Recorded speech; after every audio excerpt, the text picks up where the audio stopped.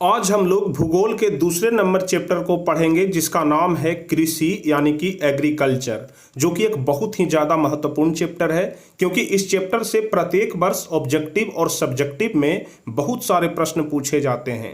इसलिए आप लोग इस पूरे चैप्टर को ध्यान से समझिएगा, कंसंट्रेट होकर के समझिएगा, ताकि एक एक प्रश्न का उत्तर आप लोगों को अच्छे तरीके से समझ में आ जाए और अच्छे तरीके से याद हो जाए। जब आप लोग क्वेश्चन बैंक उठा करके देखेंगे तो इस चैप्टर से प्रत्येक वर्ष बहुत सारे प्रश्न पूछे जाते हैं। इसलिए आप लोग इस वीडियो को शुरू से लेकर के अंत तक देखिएगा ताकि एक एक प्रश्न का उत्तर आपको भली भांति यहीं पर याद हो जाए। तो बस उम्मीद करते हैं कि आप लोग इस वीडियो को शुरू से लेकर के अंत तक जरूर देखिएगा। और साथ ही साथ हम आपको बता दें कि जो भी स्टूडेंट पहला नंबर चैप्टर नहीं पढ़े हैं जिसका नाम है भारत संसाधन एवं उपयोग, तो प्लेलिस्ट में आपको वीडियो मिल जाएगा। आप लोग पहला नंबर चैप्टर भी जरूर कंप्लीट कर लीजिएगा क्योंकि पहले नंबर चैप्टर से भी बहुत सारे प्रश्न पूछे जाते हैं। तो चलिए आज हम लोग दूसरा नंबर चैप्टर यानी कि कृषि पढ़ेंगे और कृषि से संबंधित जितने सारे भी महत्वपूर्ण प्रश्न होंगे सारे प्रश्न का उत्तर हम आपको बहुत ही सरल भाषा में बारीकी से समझा करके बताएंगे। तो बस आप लोग वीडियो को शुरू से लेकर के अंत तक जरूर देखिएगा। तो चलिए बिना समय गवाए हम लोग शुरू करते हैं, लेकिन उसके पहले यदि आप लोग चैनल पर नए हैं तो चैनल को जरूर सब्सक्राइब कर लीजिएगा ताकि आगे के भी हर एक वीडियो का नोटिफिकेशन आपको मिल सके। और साथ ही साथ यदि आपको वीडियो अच्छा लगे तो इसे लाइक और शेयर भी जरूर करिएगा। तो चलिए, चूंकि इस चैप्टर का नाम है कृषि, इसलिए सबसे पहले हम लोग कृषि के बारे में जानेंगे और कृषि के महत्व के बारे में जानेंगे कि आखिर कृषि कार्य क्या होता है और कृषि का महत्व क्या होता है, यानी कि लोग कृषि क्यों करते हैं। तो सबसे पहले हम लोग इसी चीज को जानेंगे।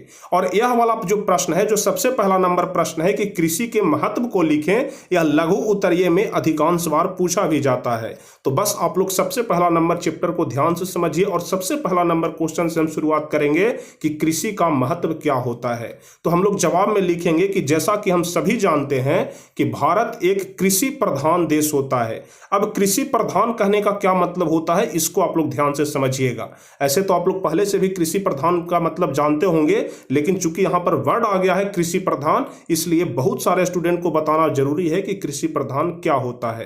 तो आप लोग ध्यान रखिएगा कि जिस देश में आधे से अधिक जनसंख्या यदि कृषि पर निर्भर रहे तो उसे हम लोग कृषि प्रधान देश कहते हैं। उम्मीद करते हैं कि आप लोग समझ गए होंगे कि जिस देश में कुल जनसंख्या का आधे से अधिक जनसंख्या यदि कृषि कार्य पर निर्भर रहे तो उसे हम लोग कृषि प्रधान देश कहते हैं।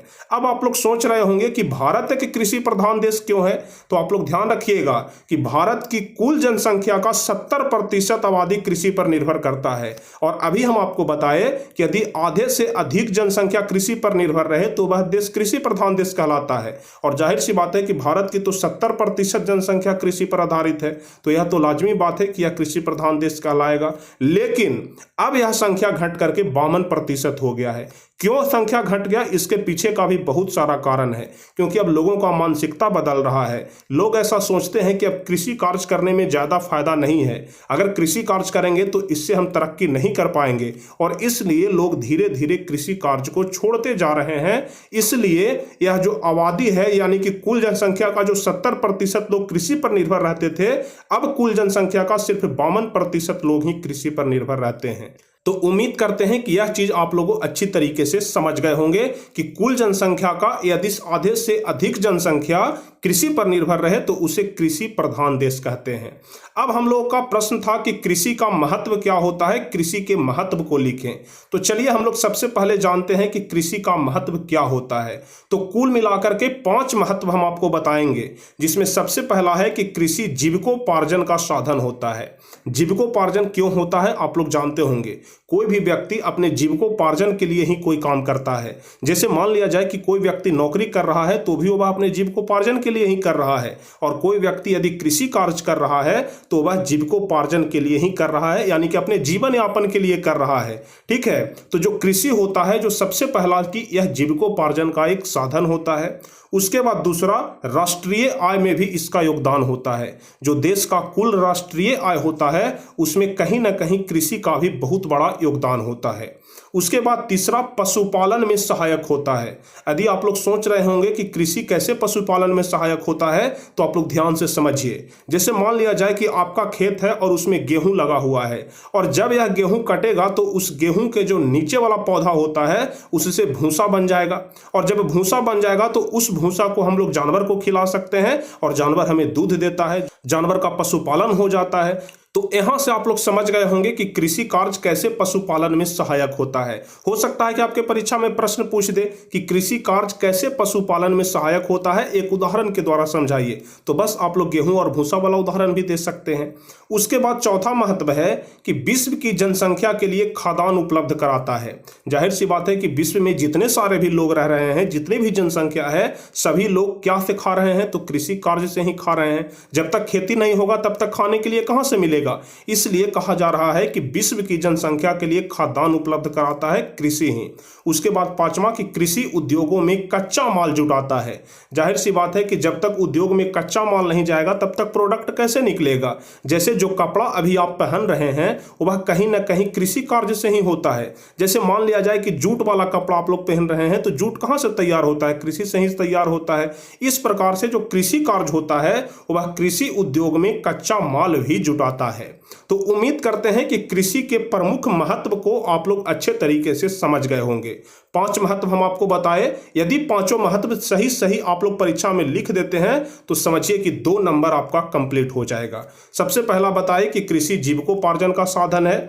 दूसरा बताए कि राष्ट्रीय आय में योगदान देता है। तीसरा बताए कि कृषि पशुपालन में सहायक होता है। चौथा बताए कि विश्व की जनसंख्या के लिए खाद्यान्न उपलब्ध कराता है। और पांचवा बताए कि कृषि उद्योगों में कच्चा माल जुटाता है। तो उम्मीद करते हैं कि पहला नंबर प्रश्न आप लोग भली भांति समझ गए होंगे। चलिए दूसरा नंबर प्रश्न हम आपको बताते हैं, जो कि बहुत ही ज्यादा महत्वपूर्ण प्रश्न है।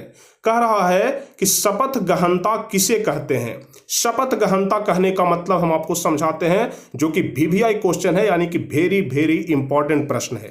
तो चलिए हम लोग समझते हैं कि शपथ गहनता क्या है। उसके पहले आप लोग ध्यान रखिएगा, ऊपर में कुछ बात लिखा हुआ है जो अधिकांश बार ऑब्जेक्टिव क्वेश्चन में पूछ देता है कि चावल के उत्पादन में सबसे अग्रणी देश कौन है, यानी कि विश्व भर में सबसे पहला नंबर देश कौन है जो कि सबसे ज्यादा चावल का उत्पादन करता है। तो इसका जवाब हो जाएगा चीन। उसके बाद दूसरे नंबर पर भारत और तीसरे नंबर पर इंडोनेशिया आता है। तो भारत का कौन सा स्थान है चावल के उत्पादन में? तो दूसरा नंबर आप लोग ध्यान रखिएगा। अब हम लोग समझते हैं कि शपथ गहनता किसे कहते हैं। तो सबसे पहले जो बात हम अभी बोलने जा रहे हैं इसको आप लोग ध्यान से समझिएगा। जैसे मान लिया जाए कि हमारा यह 2 एकड़ का कोई खेत है। हम 2 एकड़ नहीं मानते हैं, हम 10 कट्ठा मानते हैं, ठीक है। जैसे मान लिया जाए कि हमारा यह खेत कितना कट्ठा का है? 10 कट्ठा का खेत है, और इसमें हम पूरा में धान लगा दिए। क्या लगा दिए? धान लगा दिए। इस पूरे खेत में हम धान लगा दिए, और जैसे ही हमारा यह धान का फसल पक करके तैयार हो जाएगा तो हम इस धान को काट लेंगे और काट करके इसमें गेहूं लगा देंगे, ठीक है। धान के फसल को काट करके हम इसमें क्या लगा देंगे? गेहूं लगा देंगे। और जब हमारा यह गेहूं भी पक करके तैयार हो जाएगा तब हम इसमें क्या लगा देंगे? मूंग लगा देंगे। मतलब एक ही खेत में हम बदल बदल करके फसल को लगा रहे हैं। हमारा खेत तो एक ही है लेकिन इससे हम बहुत सारे फसल को उपजा रहे हैं। तो बस इसी को शपथ गहनता बोला जाता है। उम्मीद करते हैं कि आप लोग अच्छे तरीके से समझ गए होंगे। तो शपथ गहनता का परिभाषा हम लोग क्या लिखेंगे कि एक भूमि के टुकड़े में वर्ष में एक से अधिक फसल का उत्पादन करना ही शपथ गहनता कहलाता है। कोई निश्चित भूमि के एक टुकड़े में एक वर्ष में एक से अधिक फसल का उत्पादन करना ही क्या कहलाता है? शपथ गहनता कहलाता है। जैसे यहां पर एग्जाम्पल के माध्यम से आप लोग समझिए। जैसे मान लिया जाए कि मोहन के पास 2 हेक्टेयर भूमि है, ठीक है। मोहन के पास 2 हेक्टेयर भूमि है और दोनों हेक्टेयर में पहली बार में वह धान लगा देता है, दूसरी बार में वह गेहूं लगा देता है, और जब गेहूं का फसल भी कट करके तैयार हो जाता है, जब गेहूं का फसल भी पक जाता है तो वह उसमें जायद फसल लगा देता है। यानी कि खेत एक ही है लेकिन उसमें 3 प्रकार के फसल का लाभ ले रहा है। तो बस इसी को हम लोग शपथ गहनता कहते हैं। और यदि शपथ गहनता निकालना हो तो इसका एक फॉर्मूला होता है कि कुल बोया गया क्षेत्र एवं फसल गुने 100 बटा कुल बोया गया क्षेत्र। जैसे हमारा कुल बोया गया क्षेत्र कितना था, 2 हेक्टेयर था, तो हम लोग यहाँ पर 2 लगा दिए। ठीक है, यहाँ पर ध्यान से समझिएगा, 2 लगा दिए। अब कह रहा है कि कुल बोया गया फसल कितने प्रकार का फसल था, तो 3 प्रकार का फसल था, तो 3 कर दिए। अब गुना 100 है तो गुना 100 लगा देंगे, और उसके बाद बाटा में कह रहा है कुल बोया गया क्षेत्र, तो 2 कर देंगे। अब 2 से 2 कट जाएगा, तो 100 गुने 3 बराबर क्या हो जाएगा, 300 हो जाएगा। यानी कि हमारा शपथ गहनता कितना हो गया, 300% हमारा उत्पादन हुआ। तो उम्मीद करते हैं कि इस प्रकार से आप लोग शपथ गहनता कहने का मतलब भी अच्छे तरीके से समझ गए होंगे। अब इसी प्रश्न में एक चीज और पूछ रहा था, ध्यान से आप लोग देखिए। कह रहा था कि उसे प्रभावित करने वाले कारक कौन कौन से होते हैं, इसको लिखिए। तो चलिए हम लोग प्रभावित करने वाले कारक के बारे में जान लेते हैं। जैसे मान लिया जाए कि हमारा खेत है, हम उसमें गेहूं लगा दिए, और यदि हम लोग उसका सिंचाई ही न करें तो कभी भी गेहूं का उत्पादन हो सकता है, नहीं हो सकता है। तो जो सिंचाई हो गया यह प्रभावित करने वाला कारक हो गया। यदि हम गेहूं लगा रहे हैं और उत्तम बीज न रहे तो ज्यादा उत्पादन होगा, नहीं होगा। इसलिए दूसरा प्रभावित करने वाला कारण कौन हो गया, उत्तम बीज हो गया। यदि हम लोग गेहूं भी लगा दिए, उसका सिंचाई भी कर दिए, लेकिन उसमें हम लोग खाद नहीं देंगे, यानी कि उर्वरक नहीं देंगे, तो कभी भी अच्छा फसल होगा, नहीं होगा। इसलिए उर्वरक भी हमारा क्या हो गया, प्रभावित करने वाला कारक हो गया। यदि हम उर्वरक भी दे दिए, उत्तम बीज भी दे दिए और सिंचाई भी कर दिए, लेकिन पूरा कीड़ा आया और हमारे फसल को बर्बाद कर दिया, तो भी वह प्रभावित करने वाला कारक, यानी कि जो कीटनाशक होता है, यह भी एक प्रभावित करने वाला कारक हो गया। और उसके बाद 5वां यंत्रीकरण, यानी कि हमारे पास संसाधन होना चाहिए। जैसे यदि हम लोग खेती कर रहे हैं तो हमारे पास ट्रैक्टर होना चाहिए जिससे कि जोताई हो जाए। इस प्रकार से जितने भी कृषि कार्य के जो साधन होते हैं, जो मशीन होते हैं, वह हमारे पास रहना चाहिए। और यदि नहीं है तो समझिए कि वह प्रभावित करने वाले कारक हो गए। तो उम्मीद करते हैं कि आप लोग कृषि कार्य को प्रभावित करने वाले कारक के बारे में भी समझ गए होंगे। सबसे पहला सिंचाई, दूसरा उत्तम बीज, तीसरा उर्वरक, चौथा कीटनाशक और 5वां यंत्रीकरण। तो इसको आप लोग जरूर ध्यान रखिएगा, वीवीआई प्रश्न था, यानी कि आपके परीक्षा में जरूर पूछा जाएगा। ठीक है, चलिए अब अगला नंबर प्रश्न हम लोग देखते हैं कि चावल उत्पादन के भौगोलिक दशाओं का वर्णन करें। यह वाला प्रश्न भी महत्वपूर्ण है। ऐसे हम आपको शुरू में ही बोल दिए हैं कि जितने सारे भी महत्वपूर्ण प्रश्न रहेंगे वह हम आपको बताएंगे। एक भी प्रश्न ऐसा नहीं होगा जो कि आपके परीक्षा में पूछा जाएगा और हम आपको यहाँ पर न बताएं। एक एक प्रश्न का उत्तर बताएंगे, बस आप लोग ध्यान से देखते जाइए और समझते जाइए।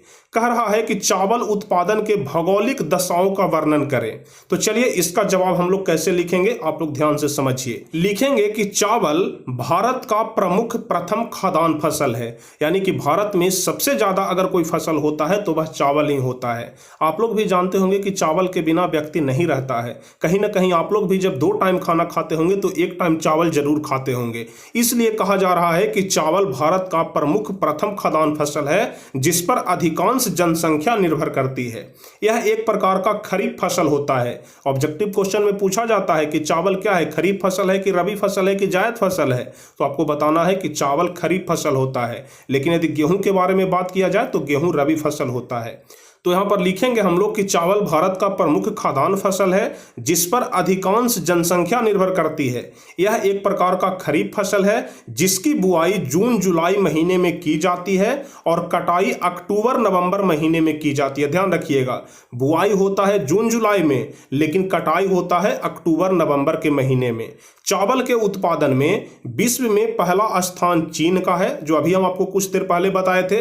दूसरे स्थान पर भारत आता है और तीसरे स्थान पर इंडोनेशिया आता है। बहुत ही महत्वपूर्ण पॉइंट है, सिर्फ 10th क्लास के लिए ही नहीं, आगे भी आप लोग जब कंपटीशन का तैयारी करेंगे तो वहां पर भी आपसे पूछा जाएगा कि चावल के उत्पादन में विश्व भर में सबसे अग्रणी देश कौन है, तो चाइना है, और दूसरा सबसे अग्रणी देश भारत है और तीसरा इंडोनेशिया है। जबकि भारत के पश्चिम बंगाल में धान के उत्पादन में सबसे अग्रणी है। यदि आपसे पूछ दिया जाए कि भारत में सबसे ज्यादा धान का उत्पादन कहां होता है तो आपको बताना है पश्चिम बंगाल में।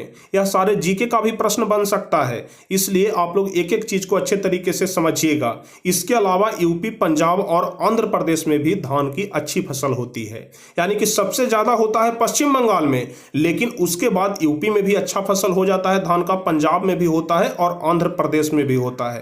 तो इतना तो हम आपको धान के बारे में यानी कि चावल के बारे में इंट्रोडक्शन बता दिए कि चावल का फसल सबसे ज्यादा कहां कहां पर होता है और चावल के फसल में सबसे अग्रणी देश कौन सा है। है, लेकिन जो आपका असली प्रश्न था उसमें पूछ रहा था कि चावल के उत्पादन के भौगोलिक दशाओं का वर्णन करें।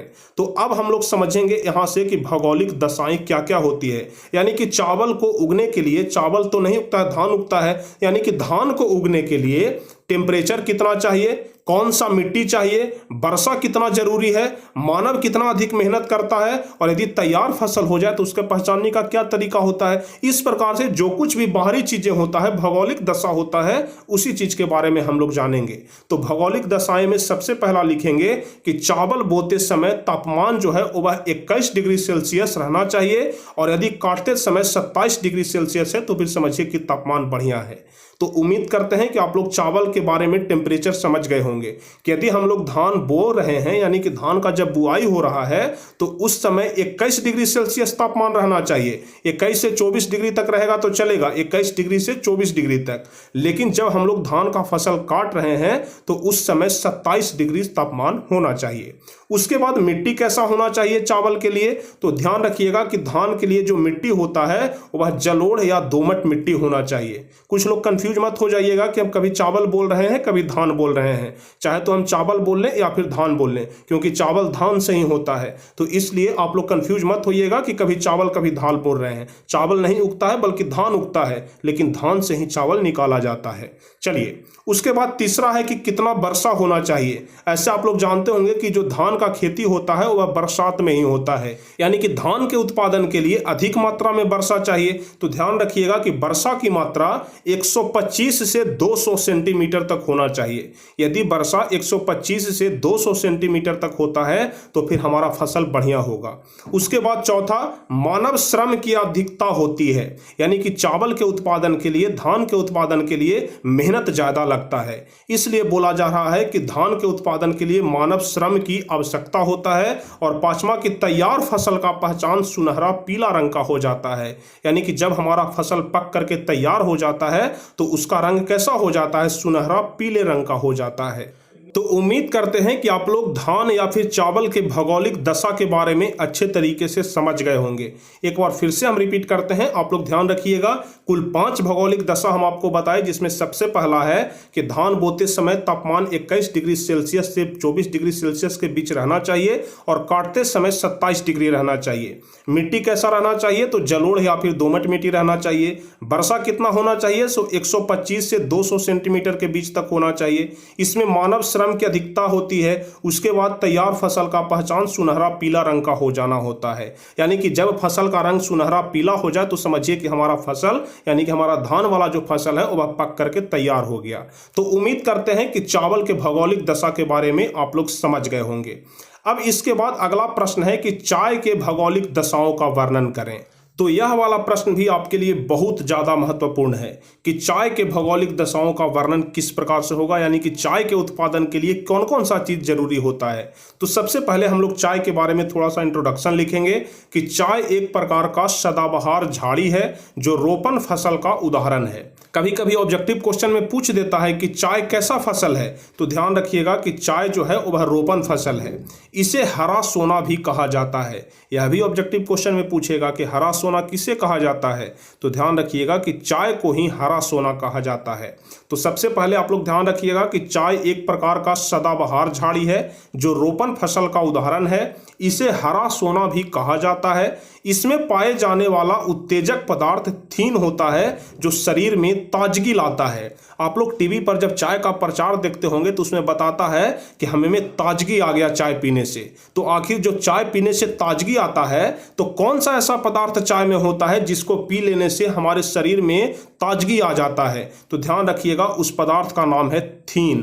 कभी कभी कंपटीशन में भी पूछ देता है कि चाय में कौन सा ऐसा पदार्थ रहता है जिससे हमें ताजगी आ जाता है, तो इसका जवाब होगा कि चाय में जो उत्तेजक पदार्थ थीन होता है इसी से हमारे शरीर में ताजगी आता है। ठीक है, चाय के उत्पादन में अग्रणी देश भारत है जबकि राज्य में असम है। यदि अग्रणी देश की बात किया जाए पूरे विश्व भर में तो सबसे आगे चाय के उत्पादन में भारत ही है। लेकिन अगर भारत में राज्य की बात किया जाए कि कौन सा राज्य है जो चाय के उत्पादन में सबसे आगे है, तो उसका जवाब असम हो जाएगा। तो उम्मीद करते हैं कि यहां तक आप लोग अच्छे तरीके से समझ गए होंगे। चाय के बारे में इंट्रोडक्शन ध्यान रखिएगा। चलिए, उसके बाद अब हम लोग भौगोलिक दशा के बारे में बात करते हैं कि चाय का भौगोलिक दशा क्या होता है। जिस प्रकार से धान के भौगोलिक दशा के बारे में हम आपको बताए कि धान के उत्पादन के लिए टेम्परेचर कितना होना चाहिए, 21 से 24 डिग्री सेल्सियस होना चाहिए, तो उसी प्रकार से चाय के उत्पादन के लिए टेम्परेचर 20 डिग्री से 25 डिग्री सेल्सियस तक होना चाहिए। ध्यान रखिएगा, चाय के उत्पादन के लिए 20 डिग्री से 25 डिग्री सेल्सियस। दूसरा, वर्षा की मात्रा 200 से 250 सेंटीमीटर तक होना चाहिए। यदि वर्षा की मात्रा 200 से 250 सेंटीमीटर तक हो रहा है तो समझिए कि हमारा चाय का फसल अच्छा होगा। उसके बाद मिट्टी कैसा होना चाहिए, तो मिट्टी लेटेराइट मिट्टी होना चाहिए। मिट्टी के प्रकार के बारे में हम आपको बताए थे पहले नंबर चैप्टर में। जो स्टूडेंट नहीं जानते हैं तो मिट्टी के प्रकार के बारे में जाकर के आप लोग पढ़ लीजिएगा। उसके बाद खेत कैसा होना चाहिए, जैसे धान गेहूं उपजाने के लिए खेत बिल्कुल बराबर रहता है, इस प्रकार का रहता है, ठीक है। लेकिन चाय के उत्पादन के लिए इस प्रकार का खेत नहीं चाहिए, सीढ़ी नुमा खेती चाहिए या फिर ढलाव खेती चाहिए। ढलाव खेती क्यों चाहिए, क्योंकि इस पर पानी रुकना नहीं चाहिए। जैसे ही इस पर पानी पड़े तो समझिए कि यह पानी नीचे की तरफ आ जाए, यानी कि इस फसल में ज्यादा पानी का जरूरत नहीं पड़ता है, इसलिए यहां पर ढलाव नुमा खेती चाहिए ताकि पानी बिल्कुल नीचे आ जाए, यानी कि खेत से पानी आसानी से निकल जाए। उसके बाद पौधों को छाया मिलना चाहिए। जैसे धान गेहूं उपजाते हैं तो होता है कि धूप में भी रहना चाहिए, छांव में भी रहना चाहिए। ज्यादातर अगर धूप में है तो ज्यादा बेटर है, लेकिन चाय के खेती के लिए ऐसा नहीं होता है। चाय के खेती के लिए हमेशा पौधा को छाया मिलना जरूरी होता है। तो उम्मीद करते हैं कि चाय के भौगोलिक दशा के बारे में आप लोग समझ गए होंगे कि तापमान 20 से 25 डिग्री होना चाहिए, वर्षा की मात्रा 200 से 250 सेंटीमीटर होना चाहिए, मिट्टी कैसा होना चाहिए, तो लेटेराइट मिट्टी होना चाहिए, खेत ढालू नुमा होना चाहिए और पौधे को छाया मिलना चाहिए। तो उम्मीद करते हैं कि धान और चाय के बारे में तो आप लोग समझ गए। अब उसके बाद जो अगला नंबर प्रश्न है कि गेहूं के उत्पादन के भौगोलिक दशाओं को लिखें, यानी कि गेहूं के उत्पादन के लिए क्या क्या जरूरी है। तो यह वाला प्रश्न का जवाब हम आपको अगले वीडियो में बताएंगे। तो बस आप लोग अगले वीडियो को भी जरूर देख लीजिएगा ताकि एक एक प्रश्न का उत्तर आप लोग जान जाएं, क्योंकि यह जो 3 प्रश्न हम आपको यहाँ पर बता रहे हैं, चावल के भौगोलिक दशा, चाय के भौगोलिक दशा और गेहूं के भौगोलिक दशा, पूरे गारंटी के साथ कहते हैं कि यह तीनों में से एक प्रश्न जरूर रहेगा। आज ही आप लोग गांठ बांध करके रख लीजिए कि यह तीनों में से हमारे परीक्षा में एक प्रश्न जरूर रहेगा। तो उम्मीद करते हैं कि आप लोग हमारे बातों को अच्छे तरीके से समझ गए होंगे। यदि किसी प्रकार का कोई दिक्कत है तो आप लोग नीचे कमेंट में बता सकते हैं, लेकिन यदि दिक्कत नहीं है, आप लोग अच्छे तरीके से एक एक प्रश्न को समझ गए हैं, तो आप लोग जल्दी से वीडियो को लाइक कर दीजिए, अपने दोस्तों के बीच शेयर कर दीजिए। और जो भी स्टूडेंट चैनल पर नए हैं, पहली बार हमारी वीडियो को देख रहे हैं, पहली बार हमारे साथ जुड़ रहे हैं, तो चैनल को जरूर सब्सक्राइब कर लीजिएगा ताकि आगे के भी हर एक वीडियो का नोटिफिकेशन आपको मिल सके। तो चलिए फिर मिलते हैं अगले क्लास में, तब तक के लिए जय हिंद, धन्यवाद।